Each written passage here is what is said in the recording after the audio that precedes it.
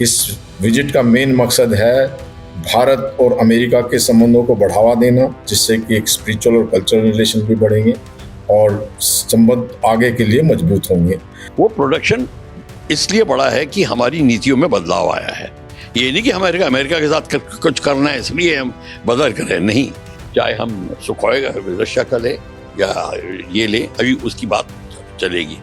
बात उस पर डिपेंड करेगी कि अमेरिका उसके साथ सौदा करता है। देखिए, बड़ी बनियागिरी चल रही है।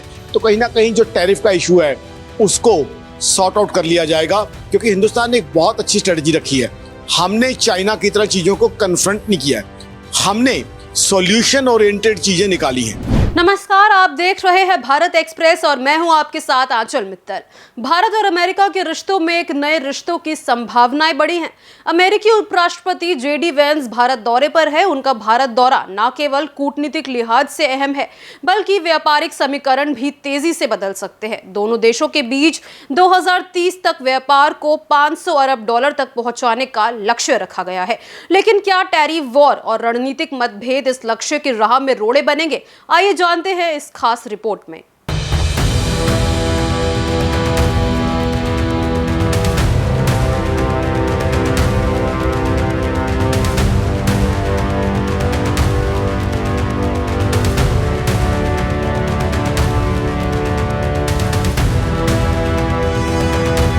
आर्थिक मामलों के जानकार आकाश जिंदल का कहना है कि जेडी वेंस की यात्रा ऐसे वक्त पर हो रही है जब भारत और अमेरिका के बीच टेक्नोलॉजी, डिफेंस और एनर्जी सेक्टर में गहरी साझेदारी बन रही है। लेकिन टैरिफ डिस्प्यूट्स विशेषकर इलेक्ट्रॉनिक्स और एग्रीकल्चर सेक्टर में व्यापारिक लक्ष्य को प्रभावित कर सकती हैं। अगर जल्द समाधान हुआ तो 2030 का टारगेट मुश्किल नहीं। यूएस के vice president JD Vance Bharat के दौरे पर आए हैं। उनका एयरपोर्ट पर भव्य स्वागत किया। केंद्रीय मंत्री अश्विनी साहब ने उनको रिसीव किया और गार्ड ऑफ ऑनर दिया गया। आने के बाद में वो अक्षरधाम गए, जहाँ पे वो मंदिर उनको बहुत पसंद आया, स्पिरिचुअल के हिसाब से भी और उसका जो एक कलाकृति के हिसाब से भी। बच्चों ने उन्होंने सबको सराहा, जो कि उन्होंने अपने एक्सपोस्ट पे दिया है। इस विजिट का मेन मकसद है भारत और अमेरिका के संबंधों को बढ़ावा देना, जिससे कि एक स्पिरिचुअल और कल्चरल रिलेशन भी बढ़ेंगे और संबंध आगे के लिए मजबूत होंगे। ये एक ऑफिशियल विजिट है, जिसमें कि अभी आज शाम को प्रधानमंत्री से उनकी मुलाकात है। उनके साथ में उनका बाकी स्टाफ भी आया हुआ है, जो भारत की तरफ से भारत के प्रधानमंत्री, डिफेंस, एनएसए और external affair minister, external affair secretary और जो है भारत के जो राजदूत हैं अमेरिका के अंदर, वो सब मीटिंग में होंगे। ये मीटिंग बहुत महत्वपूर्ण है, जिसके अंदर में ट्रेड के बारे में खासकर बात होगी, डिफेंस के बारे में, स्ट्रेटजिक कोऑपरेशन के बारे में, इकोनॉमी के बारे में बातें होंगी। क्योंकि अभी जो सारी दुनिया के अंदर में अमेरिका ने जो टैरिफ बढ़ा दिया है, हालांकि उसमें अभी 90 दिन का एक पोज दिया है और खास करके चाइना के लिए बहुत ज्यादा बढ़ाया है। लेकिन अमेरिका का और भारत के संबंध बहुत मजबूत हैं और कोशिश यही है कि हमारी को एक टैरिफ ना बढ़ाया जाए और ट्रेड को और सुदृढ़ किया जाए, जो कि अभी भी ट्रेड है उसका 2 गुना से भी ज्यादा $500 बिलियन 2030 में हो जाएगा। अब सबसे बड़ी बात यह है कि कुछ ऐसी साझेदारी हैं, जैसे कि अंडर वाटर सी के अंदर में जो है क्या घटनाएं घट रही हैं। इस प्रकार का जो प्रोजेक्ट है वो भारत के अंदर में पहली बार अमेरिका कर रहा है। और जो हिंद महासागर के अंदर में, पैसिफिक में भारत का और अमेरिका का एक बहुत बड़ा सहयोग है, जो कि आगे चलता रहेगा। तो इन सब मामलों को देखते हुए ये विजिट बहुत इम्पोर्टेंट है, जिसमें मैंने खासकर बताया कि ट्रेड के बारे में बात होगी। क्योंकि जब प्राइम मिनिस्टर मोदी गए थे फरवरी के महीने में अमेरिका में, तो वहाँ जो बातें हुई थी काफी अच्छी और फेवरेबल हुई थी। प्रेसिडेंट ट्रंप और प्राइम मिनिस्टर मोदी के बहुत अच्छे संबंध हैं, उनकी मित्रता है और भारत को इस विजिट से बहुत फायदा होगा। यहाँ के बाद में जो बाकी उनकी जो पत्नी है उषा बेंस, जो सेकंड लेडी हैं, वो भारत की रहने वाली हैं। उनका खास इंटरेस्ट है। जो ताजमहल देखने आगरा भी जाएंगे, जयपुर भी जाएंगे। एक ये जो है इससे हमारे संबंध बहुत सुदृढ़ होंगे और एक भारत और अमेरिका का एक आगे का ट्रेड, व्यापार, स्ट्रेटजिक रिलेशन अलायंस ये बहुत बढ़ जाएंगे। तो इन सबको देखते हुए ये विजिट बहुत ही महत्वपूर्ण। वहीं अमेरिकी उपराष्ट्रपति के भारत दौरे पर डिफेंस एक्सपर्ट प्रफुल्ल बख्शी का कहना है कि इस दौरे का रणनीतिक महत्व भी है। इंडो पैसिफिक में चीन के बढ़ते प्रभाव को काउंटर करने के लिए भारत और अमेरिका की डिफेंस कॉपरेशन जरूरी है। डिफेंस डील्स में स्थानीय मैन्युफैक्चरिंग को बढ़ावा मिलेगा, जिससे व्यापार भी मजबूत होगा। देखिए, रक्षा सौदे जो भारतीय जिस बात कर रहे हो, हमारा जो टैरिफ जो रक्षा का प्लानिंग बढ़ी है, डिफेंस प्रोडक्शन बढ़ा है, वो प्रोडक्शन इसलिए बढ़ा है कि हमारी नीतियों में बदलाव आया है। ये नहीं कि अमेरिका के साथ कुछ करना है इसलिए हम बदल कर रहे हैं, नहीं। उसमें से कुछ अमेरिका के पास भी जाएगा। अमेरिका हमारे से बहुत पहले से ही गुहार लगाए बैठा था, हमारे साथ ट्रेड करो, हमसे जहाज दो। 1971 से कर रहा है। 1971 में उसने फ्रीडम फाइटर की बात करी थी, हमने नहीं ली। फिर उसने 70s के हायर 70s में A7 कॉर्सेयर की बात करी, हमने नहीं ली। फिर F-22 टाइगर शार्क की बात करी 80s में, नहीं लिया। F-18 F-16 की बात करी उसने, अभी भी करके गए हैं, अभी भी हमने नहीं लिए उनसे कोई फाइटर। हाँ, हमने अब उनसे जो अमेरिका से लेने शुरू कर दिए हैं C-130 Hercules, C-17 globe masters, Chinook helicopter इत्यादि और आर्टिलरी गन्स बाय लेनी शुरू कर दिया। रक्षा सौदे बढ़ रहे हैं। ये मैं आपको बता दूं, हमारे को जो जागरूकता आई है कारगिल लड़ाई के बाद, उसमें ये डिसाइड हुआ कि हमारा डिफेंस में स्वावलंबिता की बहुत कमी है और तभी हमें झोली फैलानी पड़ती है। लड़ाई हो रही होती है और सोने के भाव हम आर्टिलरी के गोले सोने के भाव हम खरीदने पड़ते हैं हमें। वो उसमें बड़ा चेंज आ गया पिछले 4-5 साल में। ये जो आप फिगर्स बता रहे थे, करोड़ों की अब हो रही है, हम बेच रहे हैं कई कंट्रीज को, फिलीपींस को और कंट्रीज को, अफ्रीकन कंट्रीज को, और इवन अमेरिका बहुत चीजें हमसे ले रहा है, फ्रांस ले रहा है, अल्बानिया ले रहा है। तो हमारा रक्षा सौदों में बड़ा चढ़ाव चल रहा है क्योंकि हमारी नीति बदली है। अब भारत 2047 का जो अभियान चला है, उसके तहत हमने कहा कि अब स्वर्ण भारत जो होगा वो टोटल स्वावलंबी होगा और इसीलिए हमने डिफेंस प्रोडक्शन बढ़ा दी है। और ये बता दूं कि डिफेंस प्रोडक्शन इसलिए बढ़ी है कि प्राइवेट इंडस्ट्री को अपने इन्वॉल्व करना शुरू कर दिया है। यहाँ के अमेरिकन कंपनीज भी आ रही हैं, जॉइंट वेंचर्स हो रहा है, ऑफसेट अरेंजमेंट में वो फिर पैसा खर्च करके कमाई करके भारत में ही निवेश करेंगे उसका। तो ये सारा के सारे प्लानिंग हो रही है।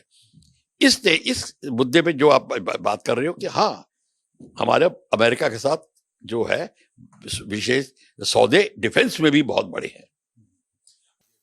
ये स्टेल्थ फाइटर जेट की बात है, F-35 की बात है। देखिए, स्टेल्थ फाइटर की बात ठीक है, वो स्टेल्थ फाइटर किस हद तक वो स्टेल्थ है, स्टेल्थ का मतलब रडार उसे पिकअप नहीं कर पाता।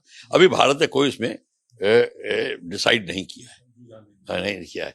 चाहे हम सुखोई रशिया का ले या ये ले, अभी उसकी बात चलेगी। बात उस पर डिपेंड करेगी कि अमेरिका क्या सौदा करता है। देखिए, बड़ी बनियागिरी चल रही है वहां पे। वो कहेगा नहीं, हम कह रहे हैं हमारे को आप पूरा बनाने का, इंजन बनाने की टेक्निक वगैरह सारा दो, वो नहीं देगा। वो देगा वही ढाका की मलमल है कि मलमल बनेगा, उसकी उंगलियां काट दी, वो वाली बात है। वो वैसी जो थॉट प्रोसेस है वो अभी तक चल रही है, वो हमको बनने नहीं देंगे। तभी हमारी सबसे जो हमारी बड़ी कमजोरी है डिफेंस में, जो हमको ना के बराबर कर देती है, वो जेट इंजन नहीं है। आप खोखे बना रहे हो। खोखे बनाने का मतलब है ढांचा बना रहे हो। जैसे ये है LCA, ये है तेजस, इनका जी का इंजन लगा, अमेरिकन इंजन लगा हुआ है, बात इसकी चल रही है। तो ये सब मामला इसमें चलेगा, पर अभी ये डिसाइड नहीं हुआ है। नहीं, आप रक्षा सौदे की तरफ डिफेंस डील्स बढ़ेंगी, ये है बाकायदा इसमें डिसाइड है। हालांकि ये JD वांस का प्राइवेट विजिट है, इसके लिए विजिट नहीं है, ये प्राइवेट विजिट है। इसमें इनकी वाइफ जो है, जो इंडियन है, वो कोई मंदिर देखेंगे, इधर उधर जाएंगे। उसमें डिफेंस की भी बात होगी। $500 मिलियन जो हमारे पास जो फिगर आई है वो ये है कि बायलैटरल ट्रेड में 500 बिलियन 2030 तक हम बढ़ा, ये टारगेट है। ठीक है, हो सकता है, ये क्या नहीं हो सकता। चांद तक हम पहुंच सकते हैं इनके साथ में। क्वेश्चन ये है कि बैठ के बात करें। ट्रंप के साथ में सिर्फ बात करने का जो बात तरीका है वो सिर्फ जो है हमारे प्राइम मिनिस्टर को ही उन्होंने ढंग से उससे बात करी है, बाकियों के साथ वो बात ही नहीं हो सकती उनसे। तो जैसे आपने देखे वो टैरिफ की और जो दबंग तरीके से ट्रंप पेश आते हैं ये मार्केटिंग में, वो भारत ही हैंडल कर सकता है। तो भारत ने उसको बड़ी अच्छी तरह हैंडल किया है और कि हम आपसे करेंगे। और 20 अब मैंने बता दिया 500 बिलियन बहुत बड़ी फिगर है, 2030 तक हो सकती है। 2030 का मतलब क्या है, 5 साल और, तो ये भी हो सकता है, इसमें कोई ऐसी बात नहीं है। पर फिर भी ये सोचने की बात है, आपको जब तक कटिंग, मैं आपको एक संक्षेप में बताता हूं, जब तक आप कटिंग एज टेक्नोलॉजी नहीं बना रहे आप कुछ नहीं बना रहे। कटिंग एज टेक्नोलॉजी है, आप अपना जहाज खुद तैयार कर रहे हैं, नहीं कर रहे। अपनी मिसाइल के लिए उसकी टेक्नोलॉजी, उसकी पावर प्लांट, वो सब अपना बनाना है। वो बाहर से आप उन पे नहीं डिपेंड करना है। छोटी मोटी चीज पे डिपेंड करिए, पर अगर आप मेन चीज पे इंजन के लिए डिपेंड कर रहे हैं तो वो आपका नहीं है। तो ये बात है, ये तो हमको देखना है कि क्या होगा। पर चीज जो है वो काफी संभल चुकी है। हम 4th लार्जेस्ट एयरफोर्स हैं, third largest army, 4th largest air force है, world class navy, blue water navy है, स्पेस में हम नंबर 4 पोजीशन पे हैं। ये सब चीजें बड़ी बढ़ी हैं, ये सब कुछ ठीक है। पर अभी भी जो है तो जेडी वांस आएंगे, इनसे बड़ा डिफेंस डिस्कशन होगी, कुछ डिफेंस पे भी होगी, पर डिफेंस मेन चीज नहीं होगी, ये याद रखिए। हाँ, हालांकि अमेरिका बड़ा चाहता है कि मेन एग्रीकल्चर मार्केट और डेयरी मार्केट में उसका समावेश हो, पर उसकी रेट्स क्या हैं, वो क्या किताबें क्या कह रही हैं, मेरे को तो वो गल्ले की भाषा नहीं आती, पर वो क्या बातें कर रहे हैं, क्या होगा, लेन देन सारी की सारी जो हमारे एक्सपर्ट बैठे हैं वो ठोक बजा के करेंगे। ये नहीं कि पहले की तरह हाँ जो आया अब कर दो, वो नहीं होगा। बिल्कुल आप ठीक कह रहे हैं, यही बात है। प्रिपरेशन करने की बात होती है, अब ये प्रोफेशनली काम करने की बात होती है। हालांकि जेडी वैंस के भी तरीके बड़े अजीब हैं, वो भी जैसे भी काम करे, बट फिर आपको उससे क्या मतलब कि वो बच्चे को गोदी में उठा के बात करता है या कंधे में रख के बात करता है, उससे क्या मतलब है? उससे हमें कोई प्रॉब्लम नहीं है। वो एलॉन मस्क की बात कर लो, आप जेडी वैंस की बात कर लो, किसी की बात कर लो, कोई हमारे को कोई प्रॉब्लम नहीं है। इंडियंस आर वेरी, जिसको कहते हैं ना कि careful about what is there objective. हमें अपना ऑब्जेक्टिव चाहिए। उंगली घी कैसे भी निकालेंगे हम, पर अगर निकालना है तो टेढ़ी उंगली से भी निकालेंगे, निकालना तो जैसे भी निकालेंगे। क्वेश्चन ये है, अगर चीज हो सकती है हम करेंगे। और इसमें आपको ये सिर्फ मजे के लिए नहीं मैं करेंगे। और मैं कह रहा, हमें बहुत सख्त जरूरत है, प्रॉब्लम हमारी है, नीड हमारी है। इस समय हमारे दुश्मन जो हैं चारों तरफ से हमें घेरे हुए हैं।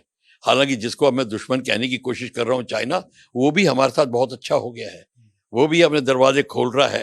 बिल्कुल, आप अगर उनकी डीलिंग्स पढ़ेंगे तो वो तो कह रहे हैं कि मैं तो अमेरिका को टेक ओवर कर लूंगा, मैं आपके साथ सब करने को तैयार हूं। बाय द वे, हमारी मीडिया नहीं ठीक से बताती, चाइना ने हमें LCA प्रोजेक्ट के लिए हाथ बढ़ाया था way back in 90s, early 90s, ये मैं आपकी मदद करूंगा। चाइना ने किया था जब हम पे प्रतिबंध लगे थे 1998 के बाद। तो ये बात, ये इंटरनेशनल पॉलिटिक्स है। और हमारे जो एक्सटर्नल अफेयर्स मिनिस्टर है वो खिलाड़ी हैं इस गेम में, तो उनकी कोई फिक्र मत करिए। विदेशी मामलों के जानकार retired major general JK Bansal का कहना है कि अमेरिका और भारत पिछले कुछ वर्षों में बड़े व्यापारिक साझेदार हुए हैं। दोनों ही देश की आवश्यकता है कि आपस में बेहतर सामंजस्य रखें। भारतीय प्रधानमंत्री, विदेश मंत्री, वाणिज्य मंत्री और NSA के दौरे के बाद अब अमेरिकी उपराष्ट्रपति का आना दोनों देशों के संबंधों को मजबूत बनाएंगे। देखिए, अमेरिका और हिंदुस्तान में बहुत अच्छी मित्रता है। डोनाल्ड ट्रंप साहब और हमारे प्रधानमंत्री नरेंद्र मोदी साहब में भी बहुत अच्छी मित्रता है, और अमेरिका हमारा बिगेस्ट ट्रेडिंग पार्टनर भी रहा हुआ है। तो कहीं ना कहीं उनके उपराष्ट्रपति साहब का आना एक बहुत अच्छा सिम्टम है। कहीं ना कहीं एक मीटिंग होगी और हिंदुस्तान ने बहुत अच्छे कुशलता के साथ, मोदी साहब की सरकार ने व्यापार कुशलता के साथ डायलॉग US के साथ जारी रखा है। तो जो डायलॉग हमारा चलता रहा है, और जैसे मोदी साहब और ट्रंप साहब की मित्रता है, अब उनके उपराष्ट्रपति साहब आए हैं, बड़ी गर्मजोशी से मुलाकात हो रही है, तो कहीं ना कहीं जो टैरिफ का इशू है उसको सॉर्ट आउट कर लिया जाएगा, क्योंकि हिंदुस्तान ने एक बहुत अच्छी स्ट्रेटजी रखी है। हमने चाइना की तरह चीज़ों को कन्फ्रंट नहीं किया है, हमने सॉल्यूशन ओरिएंटेड चीज़ें निकाली हैं। भारत की सरकार सॉल्यूशन ओरिएंटेड रही है और मेरी ऑर्गेनाइजेशन आकाशजिंदल.in का मानना है कि हिंदुस्तान और यूएस का व्यापार कम से कम 50% बढ़ सकता है। आईटी के क्षेत्र में हम उनके साथ बहुत सहयोग बढ़ा सकते हैं, क्योंकि उनकी बैंकिंग इंडस्ट्री, उनकी फाइनेंस इंडस्ट्री में हमारी आईटी का बहुत रोल है। सिमिलरली हमारी मार्केट्स के अंदर यूएस का ग्लोबल मनी काफ़ी इन्वेस्ट होता है। उसके अलावा हमारे स्टार्टअप्स जो हैं उनका यूएस में बहुत मान सम्मान और यूएस से फंडिंग भी मिलती है। तो कहीं ना कहीं रिश्ता जो है यूएस और हिंदुस्तान का बहुत अच्छा जो है दोस्ती भरा और अच्छे व्यापार वाला रिश्ता रहा हुआ है। और हिंदुस्तानी जो यूएस में काम भी करते हैं उनको भी बहुत अच्छे लोग माना जाता है, बड़े शराफत और मैत्रीपूर्ण माहौल में वो काम करते हैं। तो ऐसे में मेरे हिसाब से इस यात्रा से मैं बहुत कुछ रीड इनटू कर रहा हूँ, इस यात्रा से चीज़ें और सॉर्ट आउट हो जाएंगी और हिंदुस्तान और यूएस के अंदर काफ़ी अच्छी बिजनेस डील्स होने की संभावना है, काफ़ी अच्छा टाई अप होने की संभावना है। और चाइना का यूएस के साथ जो एक टैरिफ वॉर चल रहा है, चाइना अड़ियन पल अपना रहा है, वहीं हिंदुस्तान उसका फ़ायदा उठाएगा। कहीं ना कहीं मेक इन इंडिया का जो खूबसूरत कॉन्सेप्ट हमारे यहाँ हमारे प्रधानमंत्री साहब ने दिया है, उसके अंडर हम यूएस को काफ़ी एक्सपोर्ट कर पाएंगे। तो मेरे हिसाब से मैं इसे बहुत पॉजिटिव एंगल से देख रहा हूँ और मेरे हिसाब से हमारे प्रधानमंत्री साहब और उनकी टीम को देखते हुए बहुत पॉजिटिव एंगल पे ही ये चीज़ें कहीं ना कहीं पूरी होंगी और इस जो उनकी विज़िट है जेडी वेंस साहब की, उससे काफ़ी पॉजिटिव आउटकम निकलेंगे। बहुत अच्छा प्रश्न है। मेरे हिसाब से भारत यूएस के साथ जो व्यापार बढ़ाने की बात कर रहा है 2030 तक, उस टारगेट को हम अचीव कर लेंगे। क्योंकि एक चीज़ आपने देखी होगी, जब से टैरिफ का इशू चला है हिंदुस्तान ने बड़ी कुशलता से, बड़े प्रेम से इस चीज़ को जो है टैकल किया। उधर से देखें तो डोनाल्ड ट्रंप साहब भी एक कुशल व्यापारी हैं, वो भी व्यापार को जानते हैं, वो भी बिज़नेस को जानते हैं। उन्होंने भी जब रेसिप्रोकल टैरिफ लगाए थे तो प्रधानमंत्री मोदी साहब को अपना अच्छा मित्र कहा था। दूसरा, हिंदुस्तान के संबंध सभी देशों के साथ बहुत अच्छे हैं। रशिया यूक्रेन वॉर के समय हमारा रशिया के साथ भी अच्छा संबंध था, नाटो के साथ भी, यूएस के साथ भी। और यूएस के साथ जो हमारा अच्छा संबंध है, जिस तरीके से देखिए संबंध हमारा एक तरफ था नहीं, वहाँ से ग्लोबल मनी यहाँ आता है, वहाँ से एफडीआई बहुत आता है, फॉरेन पोर्टफोलियो मनी आता है वहाँ से, फिर यहाँ से हम आईटी बीपीओ सप्लाई करते हैं और चीज़ें सप्लाई करते हैं। तो कहीं ना कहीं हिंदुस्तान के साथ मुझे लगता है ये जो वेंस साहब का दौरा है इसका आउटकम पॉजिटिव निकलेगा, दोस्ती बढ़ेगी और 2030 तक जो हम व्यापार का टारगेट रख रहे हैं उसकी तरफ हम डेफिनेटली तेजी से बढ़ेंगे। इसमें कोई दो राय नहीं है कि जेडी वेंस का ये दौरा दोस्ती की नई इबारत लिखने की ओर एक कदम है। साथ ही इस बात का ख्याल दोनों देशों को रखना होगा कि 2030 का व्यापारिक लक्ष्य तभी हासिल होगा जब दोनों देश टैरिफ और टेक ट्रांसफर जैसे मुद्दों पर ठोस हल निकालेंगे। भारत अमेरिका रिश्तों की अगली कहानी शायद यहीं से शुरू हो रही है। टैरिफ बार के बीच में भारत अमेरिका के बीच में बड़ी सूझबूझ के साथ चीजें आगे बढ़ती दिखाई दे रही हैं। अब जबकि 4 दिन की भारत यात्रा पर उपराष्ट्रपति जेडी वेंस आए हुए हैं, वह यहाँ पर वैसे तो पर्यटन का भी लुत्फ उठाएंगे, लेकिन उनकी कई डिप्लोमेटिक मीट्स भी होंगी जिसमें प्रधानमंत्री नरेंद्र मोदी के साथ उनका डिनर भी है। भारत अमेरिका के बीच में अगर हम अभी की बात करें तो $200 अरब के व्यापारिक कारोबार है, जिसमें डिफेंस का भी बड़ी डील है। 2008 तक की बात करें तो डिफेंस डील लगभग शून्य ही थी। आने वाले दिनों की अगर हम बात करें तो भारत और अमेरिका के बीच में 2030 तक $500 अरब का कारोबार होना है। अब जबकि टैरिफ बार छिड़ा हुआ है तो उसमें तमाम तरह की उलझन और तमाम तरह के झंझावात कई देशों के सामने आए हैं, लेकिन भारत ऐसे में बेहद सूझबूझ के साथ काम कर रहा है। अपने डिप्लोमेटिक्स और राजनीतिक प्रयासों के जरिए भारत अमेरिका के साथ उलझ नहीं रहा है, बल्कि चीजों को आसानी से सुलझाने की कोशिश में लगा हुआ है। उसी का रिजल्ट है कि अमेरिका के उपराष्ट्रपति भारत आए हुए हैं। इससे पहले प्रधानमंत्री मोदी, वाणिज्य मंत्री, विदेश मंत्री अमेरिका के दौरे पर गए थे। कुल मिलाकर के भारत और अमेरिका के बीच में जो साझेदारी पार्टनरशिप है वो हर दिन कदम आगे बढ़ते हुए दिखाई दे रहे हैं। 4 दिन की इनकी यात्रा में यही उम्मीद है कि भारत और अमेरिका का जो 2030 का लक्ष्य है वो हासिल होगा और टैरिफ का जो झंझावात है, जो उलझन है, उसका भी समाधान निकलेगा। कैमरा पर्सन विवेक के साथ आदित्य द्विवेदी, भारत एक्सप्रेस, दिल्ली।